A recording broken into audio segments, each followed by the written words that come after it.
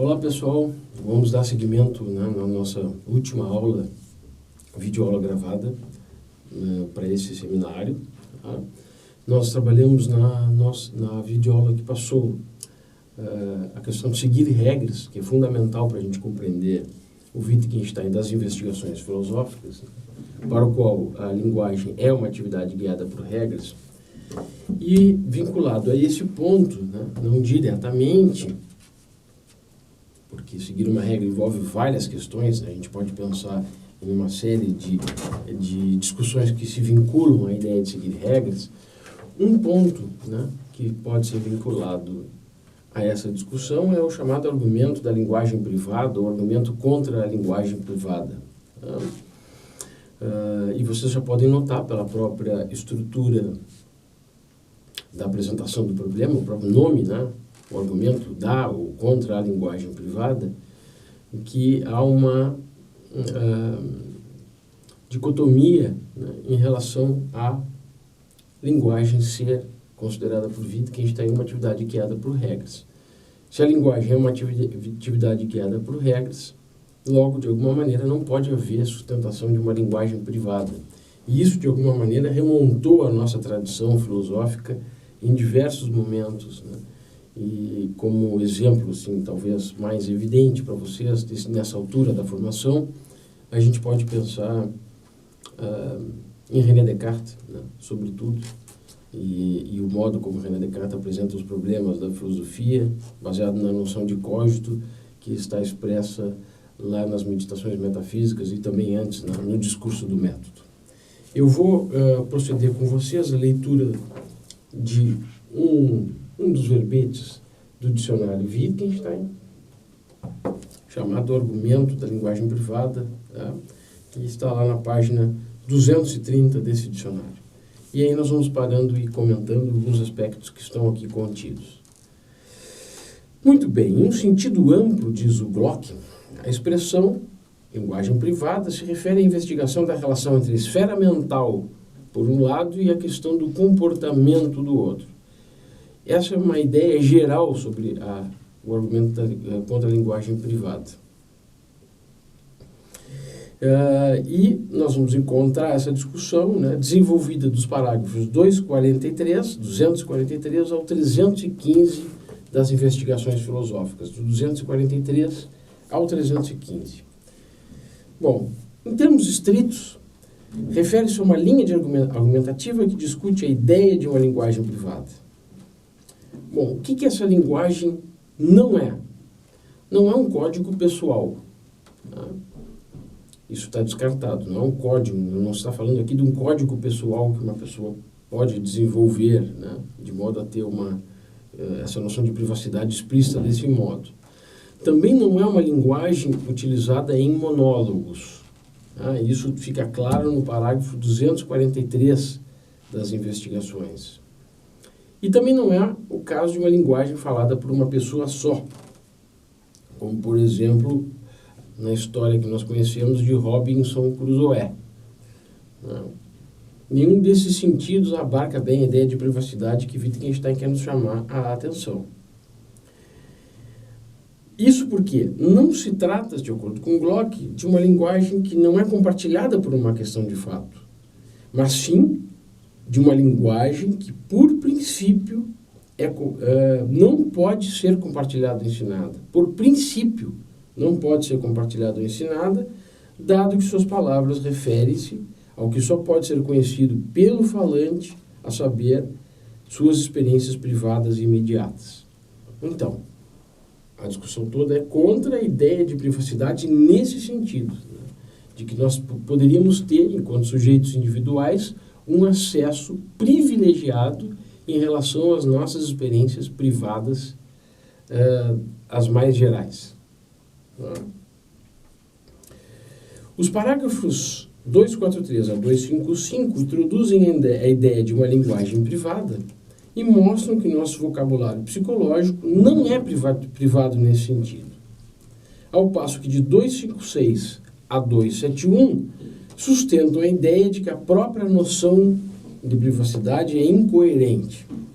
E, por fim, do parágrafo 272 ao 315, é argumentado que isso não implica que a esfera mental seja irreal. A questão é, vocês devem pensar agora assistindo a videoaula. Nós temos nossos pensamentos, né? Parece que nós realizamos pensamentos de uma maneira silenciosa e dizem respeito, entre outras coisas, a nossa formação enquanto indivíduos. E parece que nós temos acesso a essas coisas, independentemente do acesso que outras pessoas possam ter às coisas que nós temos acesso.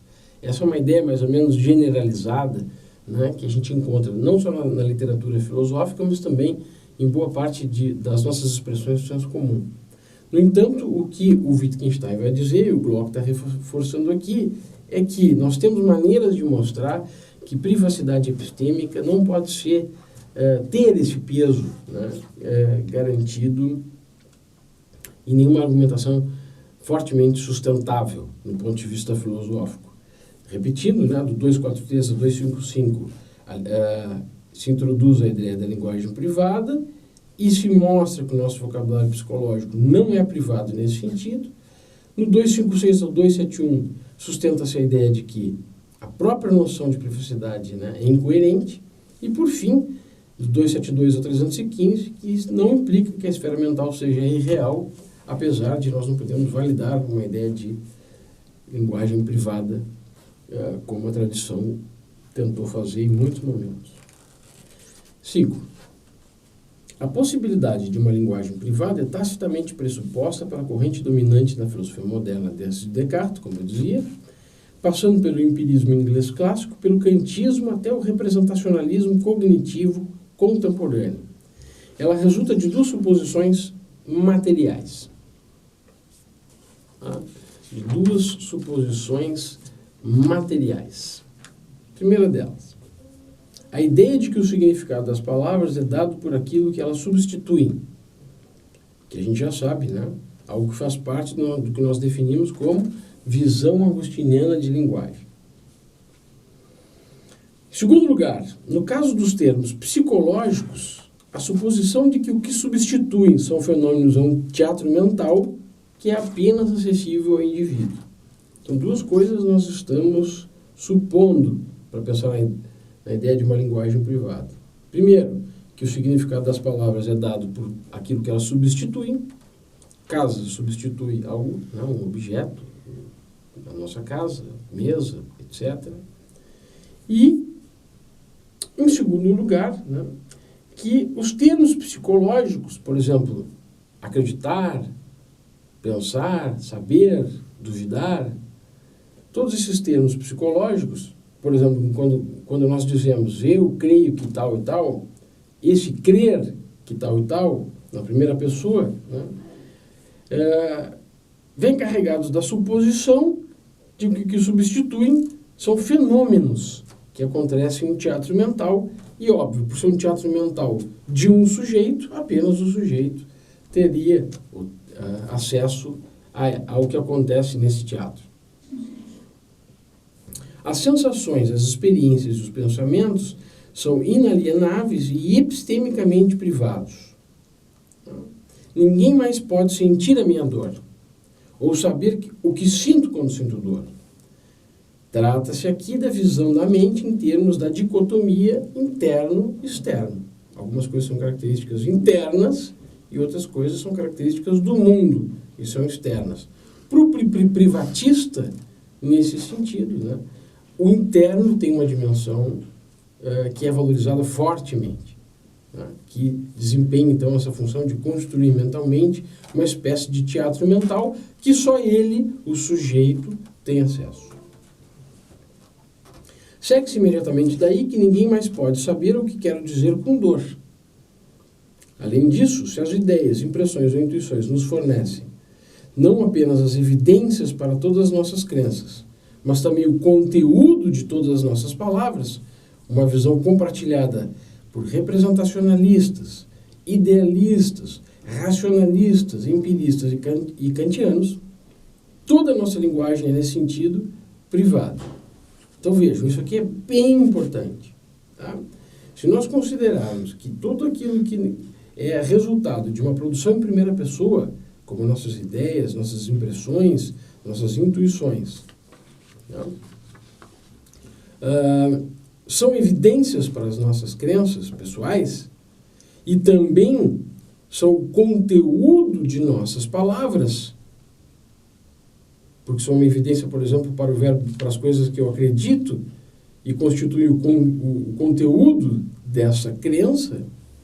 Então, a gente pode dizer que toda linguagem, principalmente, né, essa linguagem que é um recurso para nós expressarmos, entre aspas, expressões privadas, né, ou estados privados, como o estado de crença, então toda a nossa linguagem seria privada, o que certamente não é algo que nós queremos aceitar. A ideia de que os significados são experiências privadas desperta uma espécie de fantasma. Né? Até onde sabemos, aquilo que quero dizer com vermelho pode muito bem ser o que você quer dizer com verde. O primeiro a aceitar essa conclusão foi Bertrand Russell. Ele estava tão convicto da ideia de que os significados de nossas palavras devem ser dados nos sentidos, dados dos sentidos com os quais mantemos uma relação de familiaridade, que declarou ser uma pré-condição para a compreensão intersubjetiva que não haja duas pessoas que, com suas palavras, possam querer dizer o mesmo. O tratado apresenta um encaminhamento semelhante, embora os objetos que constituem o significado dos nomes simples não sejam dados dos sentidos, se vocês se lembrarem, né, do atomismo lógico, são, no entanto, objetos com os quais mantemos uma relação de familiaridade. Muito bem. Se vocês, na verdade, nós estamos discutindo, né, aqui uma argumentação que se desenvolve do 243 ao parágrafo 315 das investigações. Mas lá no 202, né, nós já encontramos fortes indícios daquilo que parece ser desenvolvido dos parágrafos 243 ao 315.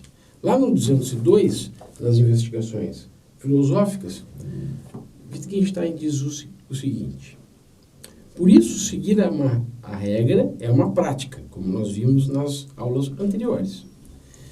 E acreditar seguir a regra não é seguir a regra. E por isso não se pode seguir a regra privadamente, porque seria a crença na regra. Porque, do contrário, acreditar seguir a regra seria o mesmo que seguir a regra.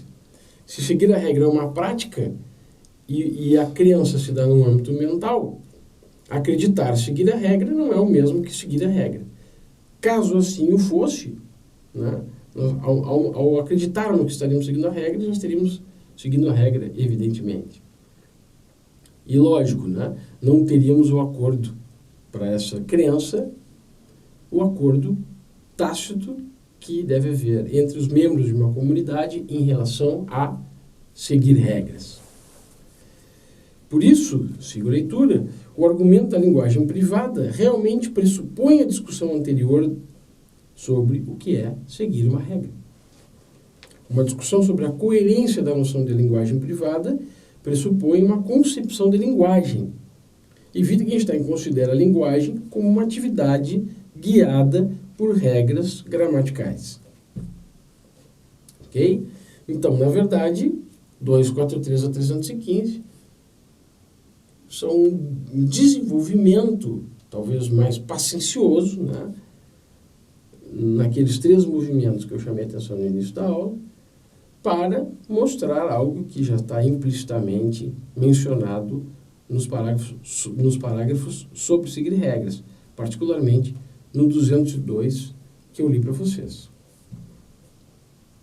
Não foi, entretanto, pela simples definição da linguagem como meio de comunicação que ele chegou à conclusão de que uma linguagem privada é algo impossível. Tampouco concluiu aplicando aqui uma visão comunitarista de regras pré-estabelecidas. A conexão está, em vez disso, no fato de que as regras constituem padrões de correção. Se lembram lá no início, né, quando nós discutimos a questão de seguir regras, eu disse para vocês, regras são padrões de correção. Elas não descrevem como as pessoas falam, mas definem o que é falar com sentido ou corretamente. Essa é a ideia de que regras são padrões de correção. Ora, se regras são padrões de correção, qual será a correção que nós temos para o fato de seguirmos regras privadamente? Muito bem. Além disso, então, para que um signo como dor seja o nome de uma sensação e não simplesmente um rabisco ou um ruído, é preciso que se determine como ele deve ser utilizado.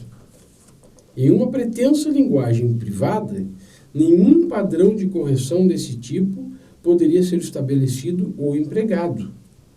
E, portanto, os signos seriam, seus signos seriam destituídos de significado. Uma linguagem que seja, em princípio, ininteligível para qualquer um que não seja aquele que fala, não é só trivialmente inadequada para a comunicação, como também é ininteligível para o próprio linguista privado. O linguista privado afirma, em nossa linguagem pública, estar utilizando um sinal, um signo S, como parte de uma linguagem, isto é, conforme regras, mas regras que só ele entende, o que seria para nós um problema, já que nós temos uma ideia de compartilhamento das nossas regras, que nos ajudam a dar sentido e dizer se nós estamos ou não seguindo a regra corretamente. O parágrafo 261 das investigações nos diz o seguinte: que motivo para dar o nome S para o signo de uma sensação? Sensação é, a saber, uma palavra da nossa linguagem comum, compreensível não só para mim. Por isso, o emprego dessa palavra necessita de uma justificação que todos compreendam. De nada adiantaria dizer, não precisa ser uma sensação. Se ele escreve S, é porque tem alguma coisa, e não poderíamos dizer nada além disso. Mas ter e alguma coisa também pertencem à nossa linguagem comum. Assim, filosofando, chegamos por fim lá onde gostaríamos tão somente de emitir um som inarticulado. No entanto, um tal som só é uma expressão, um determinado jogo de linguagem, que deve ser descrito agora. Então, existem mecanismos de controle para as regras que são públicos. Estarmos ou não seguindo a regra não é uma atitude individual ou pessoal. Portanto, isso já enfraquece muito a ideia de que pode haver uma linguagem privada, que só nós tenhamos acesso privilegiado, e isso, consequentemente, geraria os problemas que nós apontamos antes. Nós não teríamos nenhum critério para justificarmos essas regras e, no final das contas, todas as nossas palavras acabariam, em decorrência disso, associado à visão agostiniana de linguagem, acabariam compondo um discurso vazio. No 270, segue um pouco essa observação do Wittgenstein. Diz o seguinte, o autor: imaginemos agora um emprego para o registro em meu diário do signo S. Faço a seguinte experiência. Sempre que tenho uma determinada sensação, um manômetro mostra que minha pressão sanguínea sobe. Dessa forma, me são dadas as condições para indicar uma elevação da minha pressão sanguínea sem o auxílio de um aparelho. E este é um resultado útil. E agora, parece ser totalmente indiferente se reconheci corretamente ou não a sensação. Imaginemos que eu erre constantemente na sua identificação. Não tem importância. E isso já mostra que a suposição do erro era apenas aparente. Girávamos, por assim dizer, um botão que parecia servir para acionar algo na máquina, mas não passava de um adorno, sem nenhuma ligação com o mecanismo. E que motivo temos aqui para chamar S de designação de uma sensação? Talvez o modo como esse signo é empregado neste jogo de linguagem. E por que uma determinada sensação, isto é, toda vez a mesma, é toda vez a mesma? Bem, supomos que toda vez escrevíamos S. Quer dizer, é indiferente para nós essas experiências de modo que nós possamos validar publicamente ou não um determinado uso privado de uma expressão qualquer. Sobretudo as expressões psicológicas, se assim nós podemos generalizar. Muito bem. O linguista privado afirma, em nossa linguagem pública, estar utilizando o signo S, então, como parte de uma linguagem conforme regras que só ele entende. Acontece que ele é incapaz de explicar como isso é feito sem associar S a regras comunicáveis da nossa prática linguística pública. O linguista privado sustenta ainda que se pode dar significado a S independentemente de qualquer linguagem pública, por meio de uma espécie de definição ostensiva privada. Você sabe, que a definição ostensiva nos serve para denominar certos objetos, apontar para certos objetos. Ela tem uma função no aprendizado das crianças, não sendo a única forma de composição da nossa linguagem, como nós já vimos. A gente aponta e diz, isto é um livro. Agora, será que nós podemos fazer isso lá para dentro de nós mesmos? Apontarmos lá para a nossa mente, apontar lá dentro e dizermos para os outros, essa é a minha sensação de dor. Parece estranho que isso possa ocorrer dessa maneira.